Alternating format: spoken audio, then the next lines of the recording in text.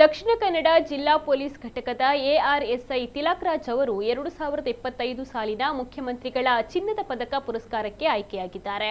2008ರಲ್ಲಿ ಜಿಲ್ಲಾ police DAR ಘಟಕಕ್ಕೆ ಸೇರ್ಪಡೆಯಾಗಿ ವಿವಿಧ ವಿಭಾಗಗಳಲ್ಲಿ ಒಟ್ಟು 18 ವರ್ಷ ಕರ್ತವ್ಯವನ್ನ ನಿರ್ವಹಿಸಿರುವ ಅವರು ಬೆಂಗಳೂರಿನ ಕೂಡ್ಲು ಭಯೋತ್ಪಾದನಾ ನಿಗ್ರಹ ದಳ ನಡೆಸುವ ಕೌಂಟರ್ ಟೆರರಿಸಂ ಕೋರ್ಸ್ ಅನ್ನು ಯಶಸ್ವಿಯಾಗಿ ಪೂರ್ತಿಗೊಳಿಸಿದ್ದಾರೆ.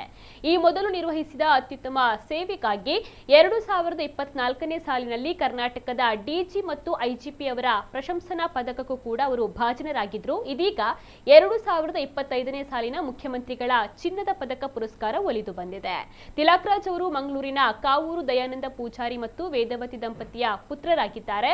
ಅವರ ಪತ್ನಿ ಸತ್ಯವತಿ ಅವರು ಕೇಂದ್ರೀಯ ಸಮುದ್ರ ಮೀನುಗಾರಿಕಾ ಸಂಶೋಧನಾ ಇಲಾಖೆಯ ಮಂಗಳೂರು ವಿಭಾಗದಲ್ಲಿ ಕರ್ತವ್ಯವನ್ನು ನಿರ್ವಹಿಸ್ತಾ ಇದ್ದಾರೆ.